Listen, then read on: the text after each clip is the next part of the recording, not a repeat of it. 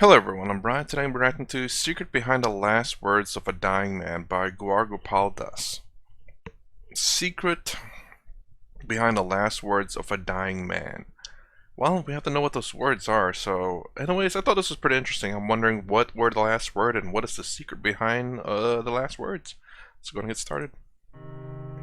An elderly man was on his deathbed, surrounded by his family. As he was about to breathe his last, barely able to speak, he softly started mumbling, "Lemon, lemon, lemon." Everybody around him was absolutely confused. What did he mean? Was he asking for lemons? And even if he was asking for lemons, what would he do with lemons now? As all of them were trying to make some sense out of what was happening, the man passed away. The family members performed his final rites, and to honor his last words, even gave loads of lemons in charity. Is it when life gives you lemons, make lemonade? A couple of months later, all the family members came together and mutually agreed to sell the house and the property that the dead man left behind to a builder. The builder to whom the property was sold pulled the house down with a desire to build a high-rise building on that same property. One day, as his men were digging under the ground, they found a massive treasure chest with huge amounts of gold, diamonds, and precious gems and jewels. One of the neighbors who was living in the neighborhood took note of this and intimated the family of the dead man. When the family came to meet the builder to claim the treasure chest that was found in their old property, the builder denied giving them the treasure chest, saying that once the property was purchased, whatever came along with the property was his. The family even took the builder to the court, but the court ruled in the favor of the builder. One day, suddenly, the grandson of the dead man made a connection.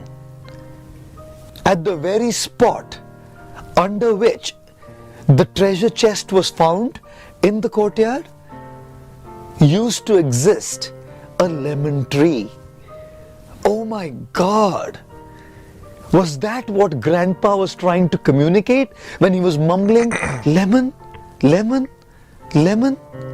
Right under that lemon tree was hidden this treasure chest. The family members had walked around in the courtyard several times. The grandson had played cricket right under the lemon tree several times, and all of them had missed the treasure hidden right underneath the ground that they were walking on. What a shame.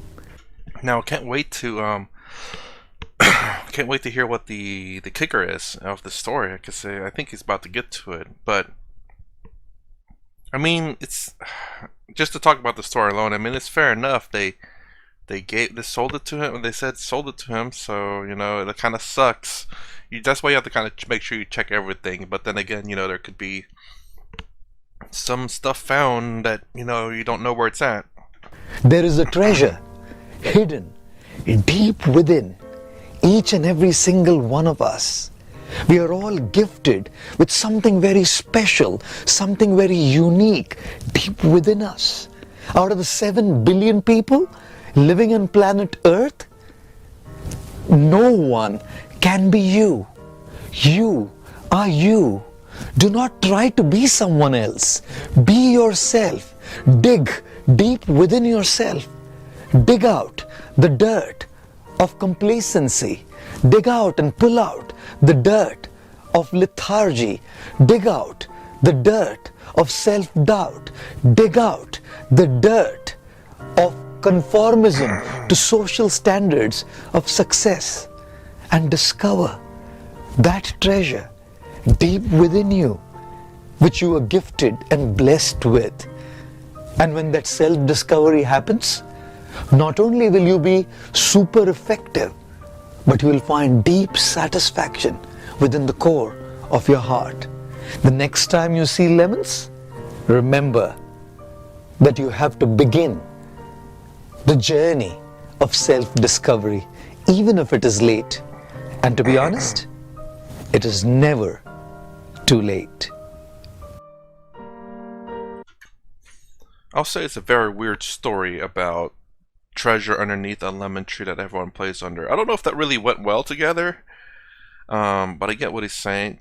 To a certain degree, dig out the treasure within you. Be an individual. Don't just go through social norms. Don't just try to be an accepting person. I kind of go in a little bit of the middle there. Obviously, you want to be an accepting person without destroying or changing your values. I think that's a good in-between. Be accepting as much as possible, but do not change your values. If being accepting changes your values, then don't be accepting in that particular fashion. Make sure your values are good, and don't think that your values cannot change with more as you get more information. Obviously, you don't want to have bad values and keep them. You never know. But if you have good values, don't change them unless someone says something that makes sense.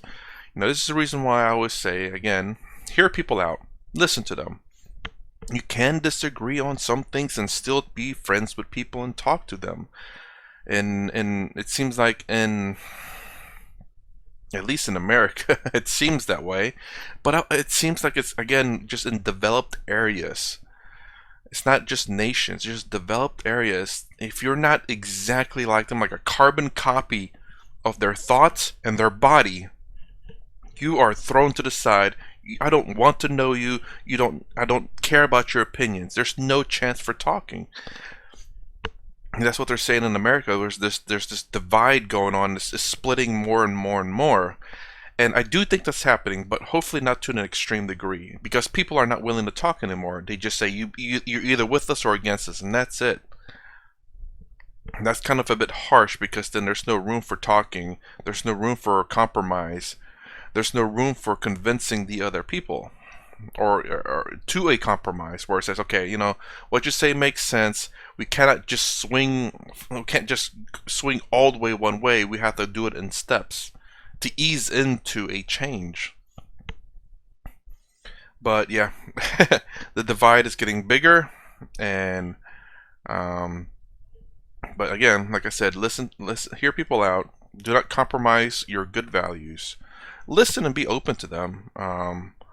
But obviously, there's going to be some people out there that are, they don't they don't want to hear an argument. They just want to hear what they believe reiterated in their minds. I mean, the only thing you can do is really try. Be nice, try, don't change your values.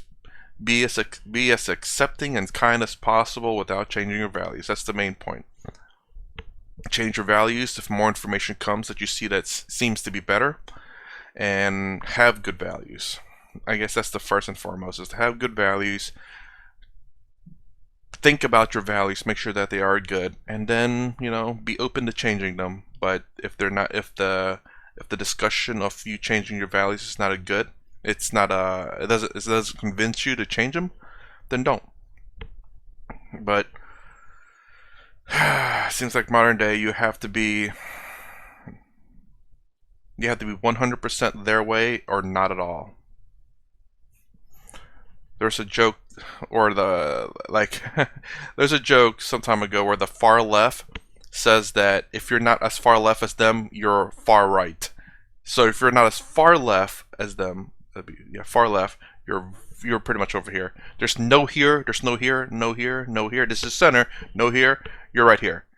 If you're not here, you're right here. Oh, you're way off. If you're not here, you're all the way over here. It's really crazy. That's kind of terrifying to think that you have to be one extreme or the other. There's no compromising. Anyways, that's my reaction to Secret Behind the Last Words of a Dying Man by Gaur. If you like my content, please consider subscribing. Thumbs up, thumbs down below. Thanks for watching. I'll see you in the next vid.